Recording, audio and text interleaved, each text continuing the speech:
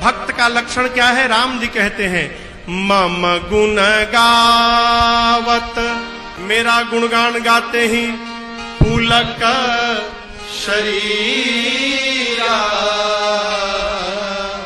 शरीर रोमांचित हो जाए, गद गद गिरा, वाणी गदगद हो जाए, यानी शब्द समाप्त हो जाए। और याद रखिएगा, जिन बातों को जिह्वा नहीं बोल पाती प्यारे, उन बातों को हमारी आंखें बोल के चली जाती हैं। जब ये बंद भय तो नयन बहनीरा, ये भगवान के भक्त का लक्षण है। बाबा सुने श्री रघुनाथ रूप उर आवा, परमानंद अमित सुख पावा।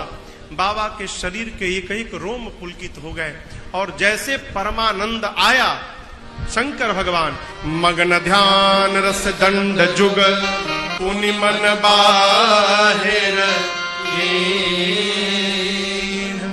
रघुपति चरित महेश तब हर्षित बरन। एक दंड में 24 मिनट होते हैं, 2 दंड में 48 मिनट। भगवान शंकर मां के प्रश्न को सुनने के बाद 48 मिनट के लिए ध्यान में प्रवेश कर गए। अब इसके बाद बस समाधि बची है। ध्यान के बाद समाधि में गए तो कब आएंगे पता नहीं है। ध्यान से तो वापस आ सकते हैं, समाधि से नहीं आ सकते। अभी ध्यान में पहुंचे हैं और ध्यान का सुख भी अद्भुत सुख है। हो जागन ध्यान जनित सुख पावा, ध्यान में है। और 48 मिनट के बाद भगवान शंकर ध्यान से वापस आए बाहर। अब आप कहोगे महाराज, जब ध्यान का सुख श्रेष्ठ सुख है तो उसका त्याग क्यों किया भगवान शंकर ने? प्रश्न है ना। आप बाबा ने क्यों ध्यान छोड़ दिया? समझिएगा, शंकर भगवान विचार करने लगे, ध्यान में बैठा हूं, केवल मुझे सुख मिल रहा है, और यदि ध्यान से बाहर आके पार्वती को कथा सुनाने लगूंगा तो कहूंगा तो मुझे मिलेगा, सुनेगी तो पार्वती को मिलेगा, और इस कहने सुनने के व्यवहार में आगे चलकर पूरे विश्व को सुख प्राप्त हो जाएगा। इसलिए बाबा ध्यान से बाहर आ गए।